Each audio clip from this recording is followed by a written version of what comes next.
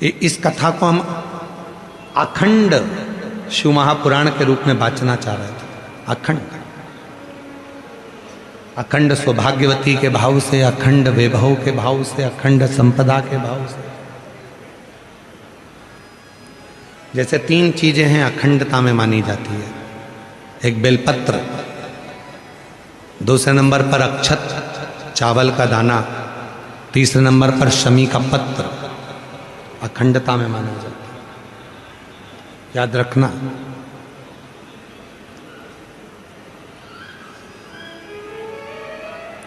एक बेलपत्र एक ऐसी है कि अगर भगवान शंकर के मंदिर में शिवजी पर शिवलिंग पर चढ़ाई जाती है, भले वो वहीं से उठाकर धोकर क्यों ना चढ़ाई गई,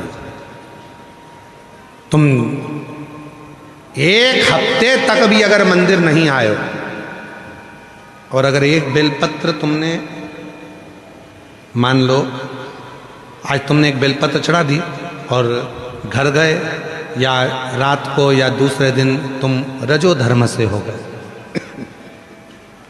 रजस्वला हो गए, मंदिर नहीं जा सकती 5 दिन 6 दिन 7 दिन, या कहीं जाना पड़ गया, तो क्या कहते हैं कि हमारा जल चढ़ाने का नियम टूट गया। कोई कहता है मेरा ये पूजन खंडित हो गया। नहीं, शिव महापुराण बड़ी सुंदर बात कहती है। एक बेलपत्र, एक शमी पत्र और एक चावल का दाना, ये 3 ऐसे हैं जिनको अखंड माना गया। यदि आप रोज शिव जी के मंदिर में आप जल चढ़ाने का नियम रखा है और आपको मालूम पड़ा कि मेरा रजो धर्म इस तारीख को आने वाला रहता है, तो 2-3 दिन पहले से या तो शमी पत्र या चावल का एक दाना या बेलपत्र शिव को चढ़ाना प्रारंभ कर दिया करो। तो आप यदि 15 दिन भी मंदिर नहीं गए हो तो भी आपका जल अखंड निरंतर स्वीकृत किया जाता है। अखंड भले तुमने 10 दिन 15 दिन उस जल को नहीं चढ़ाया, तुम 5 दिन 7 दिन नहीं जा सकी, मंदिर नहीं पहुंची, तुम मंदिर तक नहीं जा पाए, तुम कोई कार्य में लग गए, तुम नहीं पहुंचे, पर उस जल को अखंडता में मानो। अखंड क्यों? एक बात आप लोगों ने, पशुपति व्रत किसी ने करा? हाथ उठाओ जरा, किन किन ने करा? सारे पंडाल वाले। हाँ ठीक है, रखिए। पशुपति व्रत में एक बात कही जाती है, 3 चीजें हैं। एक है पाशुपत्य अस्त्र, दूसरे नंबर पर है पाशुपत्य योग और तीसरे नंबर पर है पशुपति व्रत। 3 चीज। इसमें जो पशुपति व्रत होता है, इस व्रत में कथा में कहा जाता है कि आप लोग जब व्रत करो और 2 व्रत हो गए, या आपको बीच में कहीं जाना पड़ गया, या रजो धर्म आ गया, या कोई काम आ गया, आप शादी में चले गए, फंक्शन में चले गए, बीच में आपका जो 2-3 व्रत छूट गए, उसके बाद वापिस व्रत करोगे, तो कई लोग कहते हैं हमारा खंडित हो गया। नहीं नहीं, खंडित नहीं हुआ।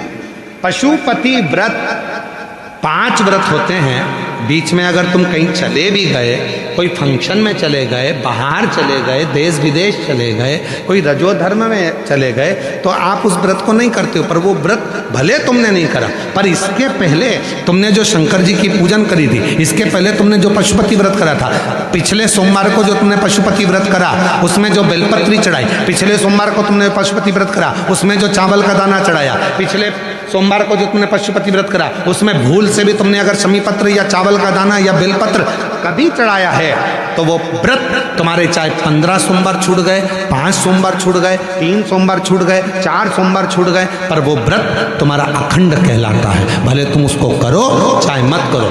फिर वापिस आते हो, वापिस आने के बाद फिर व्रत करते हो। अब तुम्हारा 3रे नंबर का व्रत है, फिर चालू हो जाता है, 4थे नंबर का व्रत फिर हो जाता है, फिर कहीं जाना पड़ गया, फिर एक व्रत रह गया, फिर वो मान्य होगा। तो वो खंडित नहीं होता, खंडित।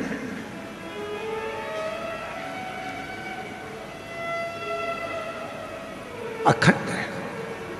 और कितनी सुंदर बात कही, तुम्हारे घर में कोई लक्ष्मी जी की मूर्ति है, गणेश जी की मूर्ति है, ठाकुर जी की मूर्ति है, विष्णु जी की मूर्ति है, देवी देवता की मूर्ति है, खंडित हो गई है, तो किसी ने कह दिया कि ये खंडित हो गई घर की मूर्ति, इसको तुम विसर्जन कर दो। ना,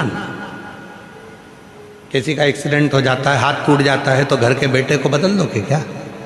घर की जो मूर्ति होती है वह छोटी होती है, छोटी मूर्ति।